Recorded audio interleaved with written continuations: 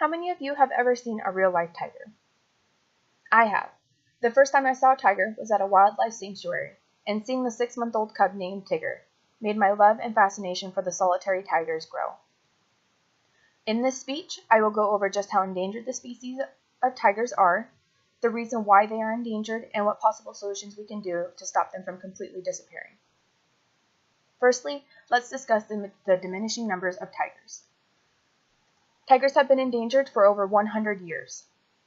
According to the World Wildlife Fund, or WWF, the numbers of tigers in the wild in 2010 numbered about 3,200. This is a very low number. There are more people in Tillamook County than there are tigers in the entire world at this point. The numbers are rising, but they are still only at about 4,000 worldwide. Still, Tillamook County has more people than there are tigers in the entire world. According to the Smithsonian, the National Museum of Natural History says that just little over a decade ago, there were estimated to be over 100,000 tigers in the wild. With a decade being only 10 years, it is scary just how fast these creatures' numbers have declined. This is particularly alarming. The tiger is used as an umbrella term. There are many different subspecies within this term. There was once 9 subspecies under the umbrella term of tiger. These subspecies are the Bengal, Siberian, Indo-Chinese, South Chinese, Sumatran, Malayan, Caspian, Javan, and Bali.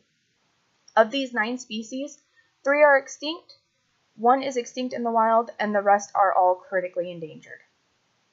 The 3 that are endangered are the Caspian, Javan, and Bali, while the South Chinese tiger is extinct in the wild. The Bengal, or one of the most well-known tigers, is the most populated tiger of all the species. They account for about half of the population of tigers on the world. Now that we understand just how endangered they are, let's explore why their numbers have been declining. Tigers are facing a number of challenges such as poaching and climate change. Despite poaching being illegal, this does not stop people from making a buck at the tiger's expense. According to poachingfacts.com, in 1977, a tiger skin could be sold for $4,250. Jumping forward to 2015, it can be sold for almost 4 times as much, at $16,880. Ancient Asians used the parts of the tiger for a variety of things, such as the bones for medicines, and they can also be used as used for wines. Due to climate change, many of the tiger's habitats are disappearing. With waters rising, many tigers are being forced inland due to coastal erosion. According to wildlife defenders, tigers have lost 93% of their original habitats. This is also a huge problem. The more habitat the tiger loses, the further inland they have to move. The further inland they have to move, the closer they get to human populations. This not only endangers the tigers, but also the humans who are having to share their land with tigers. However, further growing human settlements can also cause tigers to lose some of their habitat. As the population grows, people need places to live, farms to get food from, roads to travel back and forth, and wood for their houses. These continue to push the tigers into a smaller corner, and eventually there won't be anywhere to go. But we can't have the tigers disappear. Let's take a moment and imagine a world without tigers if they did disappear. Suddenly, the ecosystems that they live in would lose a major balance.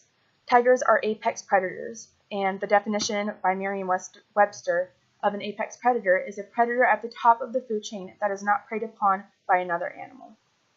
Tigers being an apex predator, they keep populations down of smaller prey. With them gone, many populations of herbivores and other small animals would run rampant. With tigers still in the ecosystems, they keep the smaller prey of the other animals from completely wiping out these areas of vegetation and turning it, in essence, to a complete desert. However, we can stop this. There are ways to prevent this from happening. When preventing the total extinction of tigers, there are a few solutions. The first solution is to set up more sanctuaries. In sanctuaries, the tigers would be cared for, studied, and rehabilitated if needed. After a good number of tigers is rehabilitated and possibly bred, they can be set back in the wild in small numbers. In turn, this will bring the ecosystems back into order. The second option is to crack down on the black market and illegal poaching. The mass killing of tigers for their pelt is a huge issue, just like the mass killing of elephants for their ivory. The third and final option is to donate money. You can adopt a tiger and do small monthly payments to a program. This money will go to the personnel, the buildings, the equipment, and the land that is needed for these animals. Certain organizations that you can go to are World Wildlife Fund. They are a very big one and have very good facilities for tigers. Tigers are in danger and need to be saved. They are a dying species. The only way that we can make sure that these beautiful creatures stay on Earth is to protect them. They need our help. And if we don't, none of our children will be able to see this majestic cat.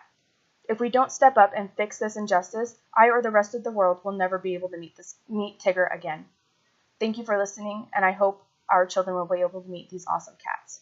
Thank you.